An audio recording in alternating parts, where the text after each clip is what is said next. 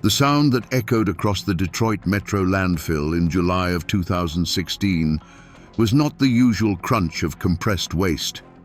It was the sharp, percussive crack of tortured metal giving way.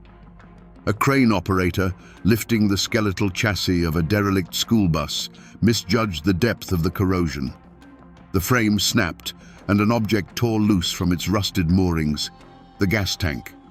It was unusually heavy. It plummeted 10 feet to the compacted earth and split open, not like a vessel for fuel, but like a burial urn. Drawn by an odor that was anything but diesel, the salvage crew peered inside. What they saw was not sludge, but the mummified remains of a man curled into a fetal position. Every seam had been sealed with a thick, aggressive bead of welding, turning a simple fuel tank into a hermetic steel coffin.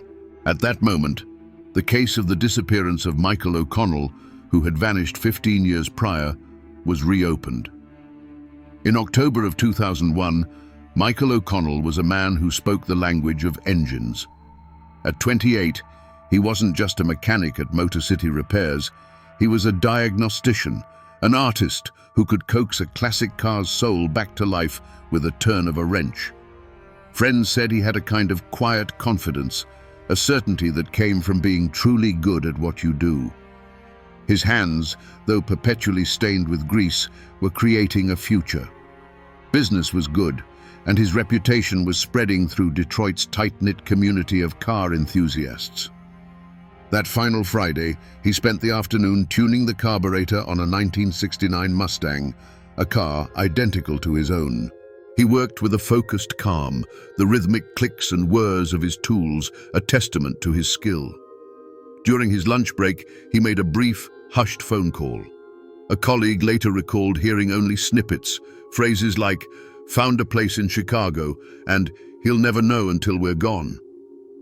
He seemed lighter that day, a man on the verge of a new beginning. His boss, a gruff but fair man named Al, had even joked about their success. He mentioned that the rival garage down the street, owned by a hothead named Joey Gallo, had lost another major client to them that week. Michael just shrugged, uninterested in another man's failure. His focus was elsewhere. He was saving money, not just for car parts, but for 2 bus tickets out of the city, a quiet escape with Gallo's younger sister, Eleanor. She was the reason for the secret phone calls, the source of the quiet excitement that had surrounded him for months. He was meticulous in his work, but also in his life.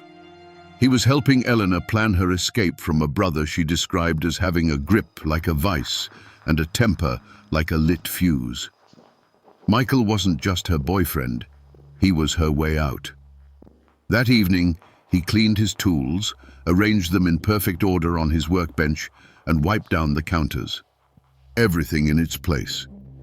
At precisely 7 p.m., Michael O'Connell clocked out for the last time. He waved goodbye to Al, stepped out of the garage's warm, fluorescent light, and walked into the dimly lit employee parking lot behind the building. His own Mustang sat waiting under the weak glow of a sodium lamp, a perfect mirror of the car he had just repaired. Then, there was only silence. The engine of his car would not turn over that night. The phone in his apartment would ring unanswered. Michael O'Connell, a man of noise and motion, had stepped into a void. The world he was building, the future he was planning, simply ceased to be. The discovery fell under the jurisdiction of Detroit homicide, and the case file was assigned to Detective Raymond Shaw. He was a veteran, just months from retirement, but he remembered the name O'Connell. It was a cold case from his rookie years, a phantom that had drifted through precinct briefings and then faded away. Now, the phantom had returned, encased in steel. The landfill was cordoned off, a sterile island of investigation amidst a sea of urban decay. The forensic anthropology unit from Wayne State University arrived, their white vans a stark contrast to the mountains of rust-colored earth and decaying refuse. The work was slow, methodical, and grim. The bus chassis was documented, its vehicle identification number long since corroded into illegibility. But the tank was the centerpiece. It was a 60-gallon steel container, its surface pitted and scarred by 15 years of exposure. The focus, however, was on the welds. A forensic metallurgist brought in on day one made a preliminary observation. This was not a factory seal. It was a crude, heavy-handed oxyacetylene weld. The bead was thick, overlapping, and impatient. It was the work of someone who knew how to fuse metal, but did so with rage, not precision. The remains were carefully extracted. The process took over 8 hours. The body was desiccated, almost mummified by the hermetic seal. Pathologists noted the victim was a white male, likely in his late 20s. Around the skeletal neck, tarnished but intact, was a silver St. Christopher medal. Detective Shaw cross-referenced the detail with the original 2001 missing person report. It was a perfect match. Michael O'Connell had been found. The initial assessment of the remains was brutal in its clarity and deeply puzzling. The hyoid bone in the throat was fractured, a classic indicator of manual strangulation. Yet the position of the body, curled tightly, suggested the victim was placed in the tank, not thrown. There were no other broken bones, no signs of a fall or a struggle that would cause significant trauma. The first key questions of the new investigation began to form, sharp and insistent, in Shaw's mind. Who in Michael's circle had access to industrial welding equipment in 2001 and the skill to use it?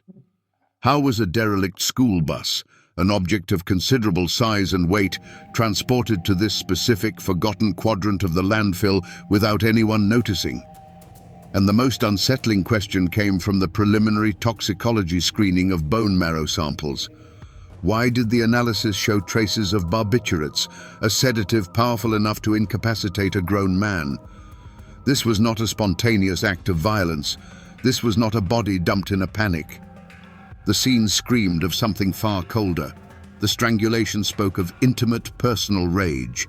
But the sedation, the welding, the transport, the burial, that was logistics. That was planning. This was a murder followed by an engineering project. The killer had not just disposed of a body, they had constructed a tomb.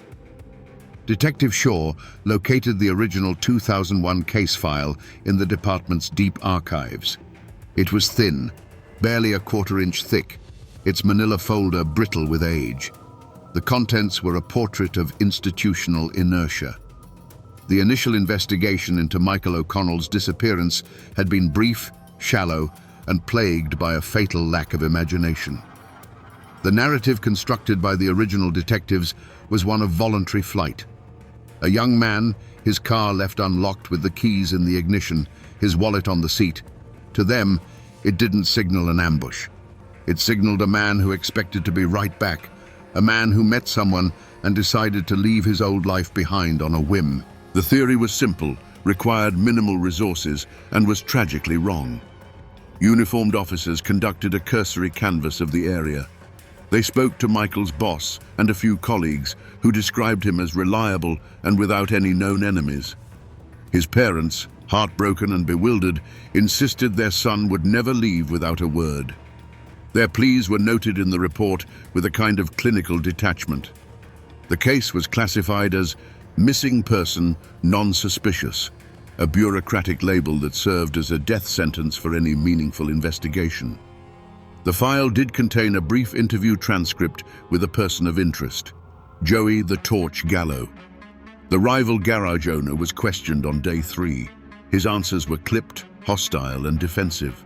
He claimed to barely know O'Connell, dismissing him as just another competitor. When asked about his whereabouts on the night of the disappearance, Gallo provided a flimsy, uncorroborated alibi of being home alone. With no body, no crime scene, and no evidence of foul play, the detectives had no leverage. They noted his aggressive demeanor, but logged him as uncooperative, not as a suspect. They also spoke to Gallo's sister, Eleanor. The report described her as distraught and unhelpful. She claimed to have no knowledge of Michael's plans or personal life. She was terrified. But the detectives in 2001 misinterpreted her fear.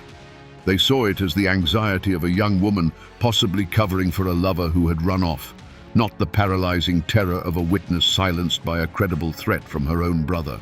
Her one-word answers and averted gaze were seen as evasion, not a silent plea for help.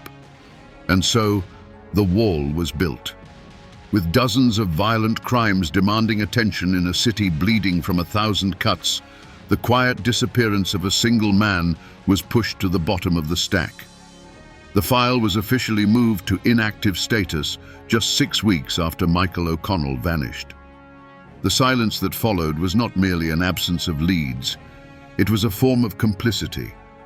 The system's apathy, a brother's violent threat, and a sister's terrified muteness all braided together, forming a cord of silence that allowed a man to remain entombed in steel for 15 years, just miles from where he took his last breath. Detective Shaw's team began the painstaking work of breathing life back into a 15-year-old world. They started with Michael's former boss, Al, finding him retired and running a small bait shop north of the city. His memory, weathered by time, was a patchwork of clear images and frustrating voids. He remembered Joey Gallo vividly. A man with a short fuse and greasy hands, Al recalled, his voice raspy.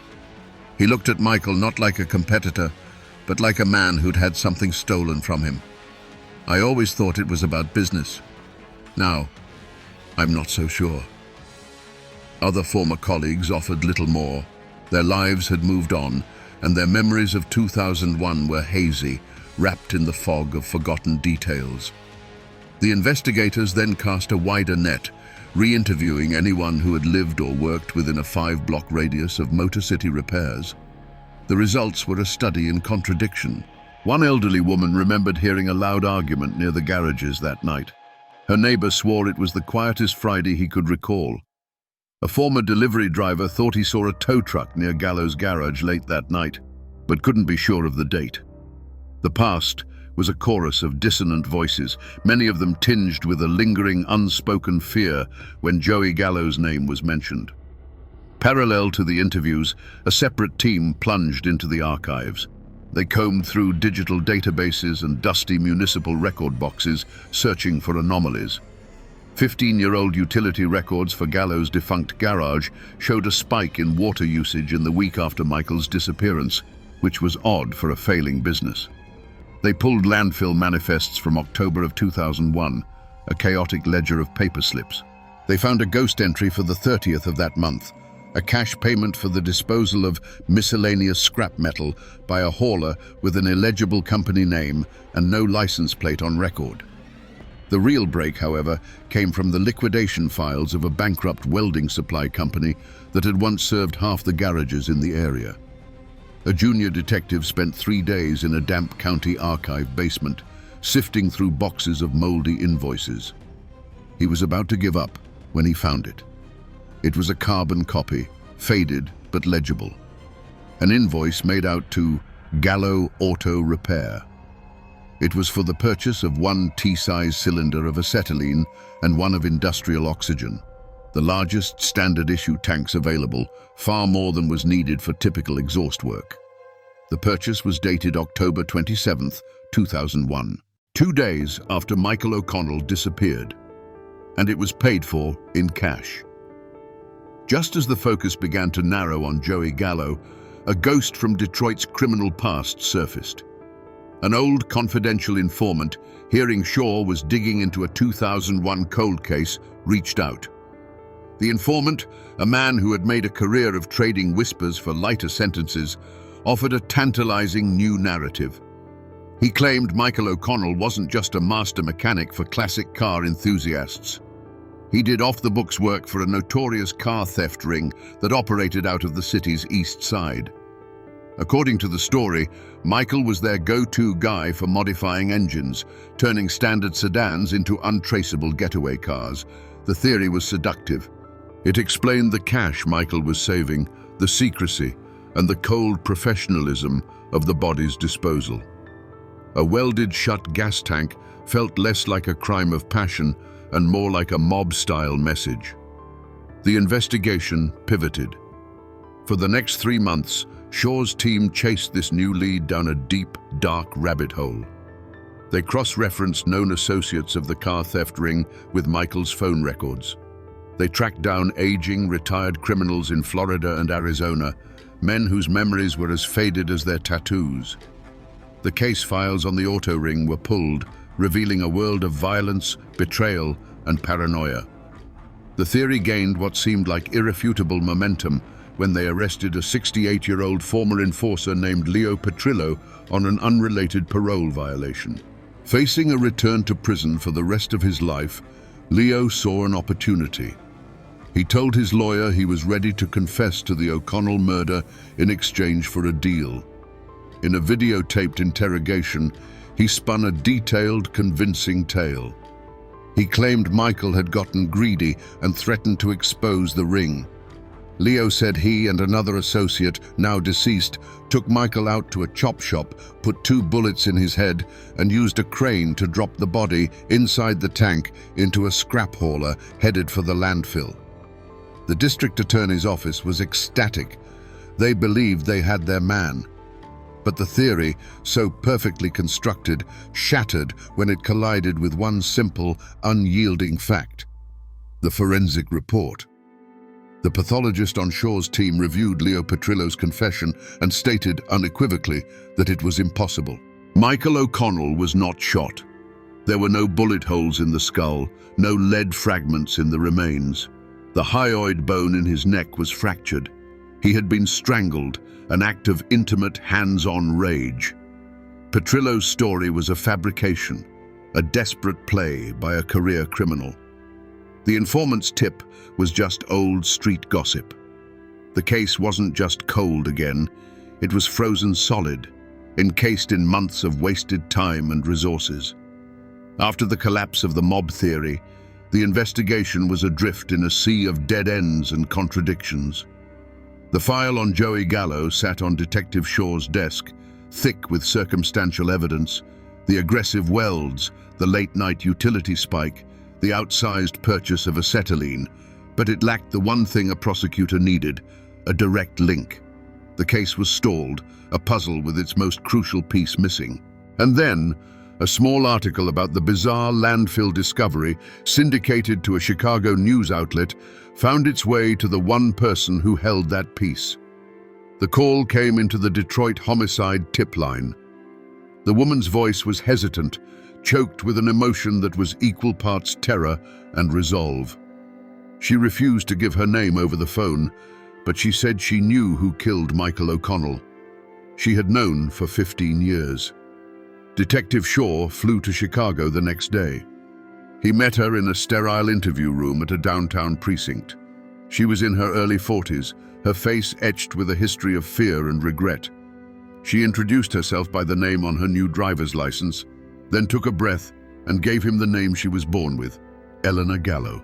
Her testimony, given in a steady but trembling voice during a recorded interview, was the key that unlocked 15 years of silence. She recounted the secret romance, the plans to leave Detroit, the hope Michael had given her for a life free from her brother's abusive, controlling presence. And then she described the night he vanished. Joey had come home long after midnight. He didn't just smell of motor oil, he reeked of gasoline and scorched metal. There were fresh, angry red burns on his forearms. When she asked where he had been, he didn't yell. According to Elena, he grabbed her by the arm, his grip like iron, and whispered words that had been seared into her memory. "Your boyfriend's gone. He's never coming back. If you ever say a word, I'll put you in a box right next to him." In that moment, for Detective Shaw, the entire case snapped into focus. The scattered details converged into a single, terrifying picture. The professional jealousy was real, but it was only the foundation. Michael O'Connell wasn't just stealing Joey Gallo's business.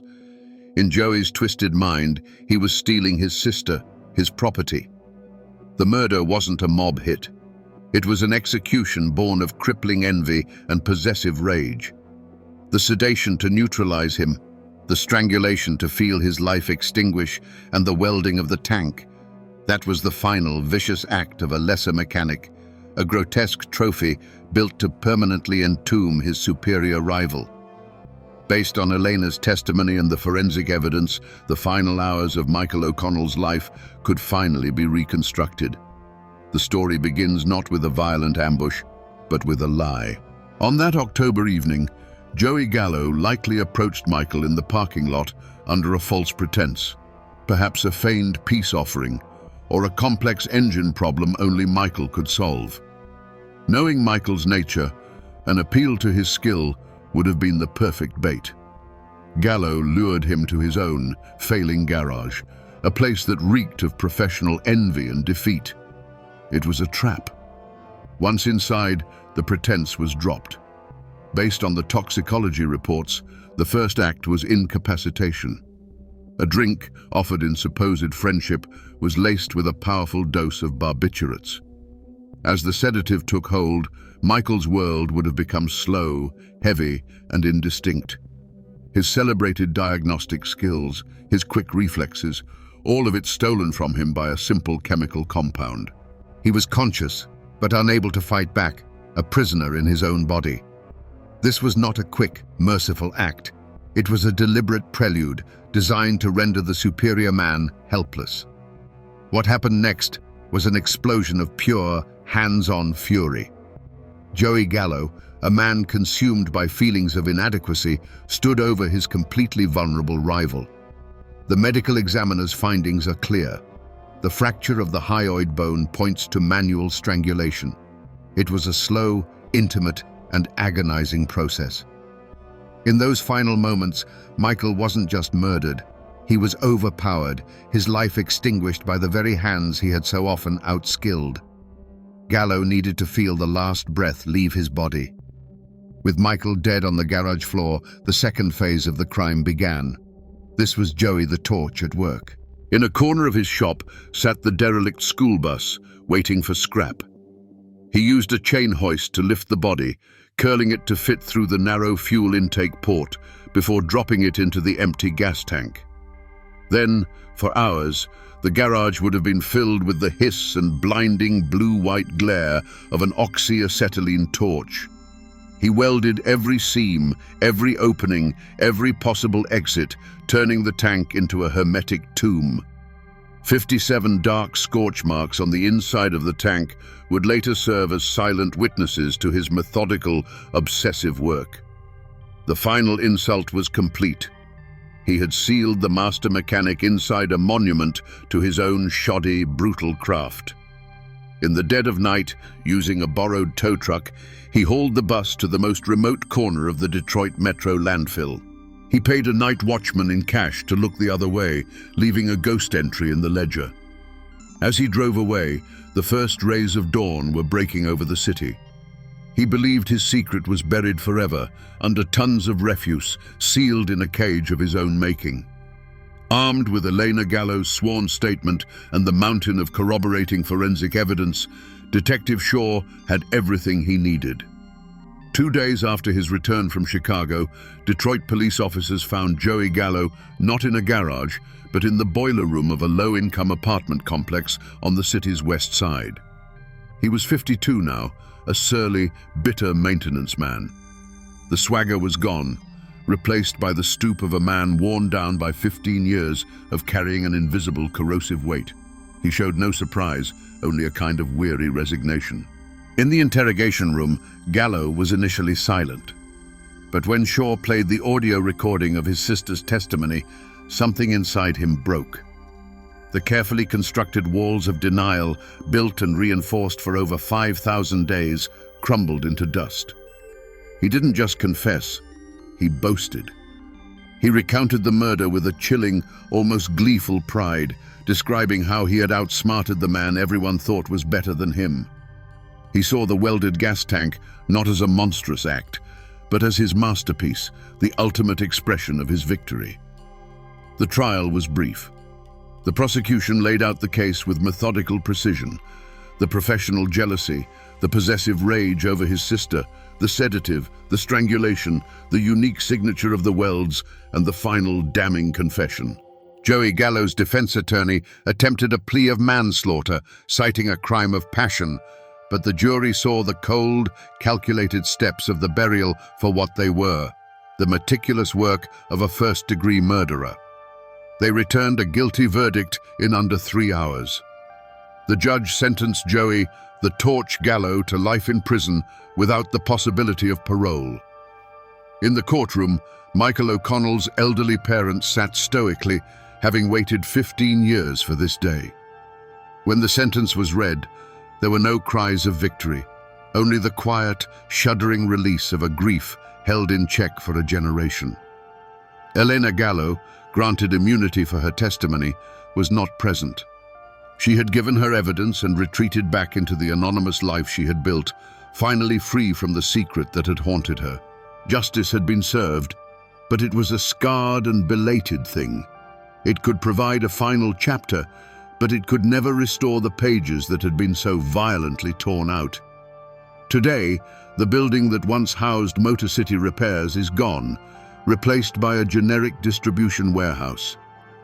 The employee parking lot where Michael O'Connell took his last steps as a free man is now just an unmarked stretch of cracked asphalt used by delivery trucks.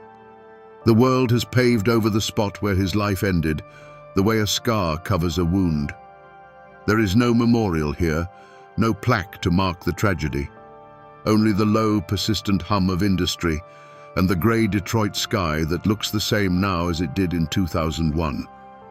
The physical artifacts of the crime have been systematically erased. Joey Gallo will spend the remainder of his life inside a concrete box, a man undone by a corrosive envy that festered for 15 years. Michael O'Connell was finally laid to rest in a family plot, his name cleared of the quiet suspicion that he had simply run away. And the gas tank, his grotesque steel coffin, was held as evidence through the trial and then taken to a police impound. It was crushed by an industrial press and smelted into an anonymous block of metal, its purpose as a tomb unmade forever. The case of Michael O'Connell became a testament to a simple, brutal truth: that envy is its own form of decay, as relentless as the rust that ate away at the derelict school bus.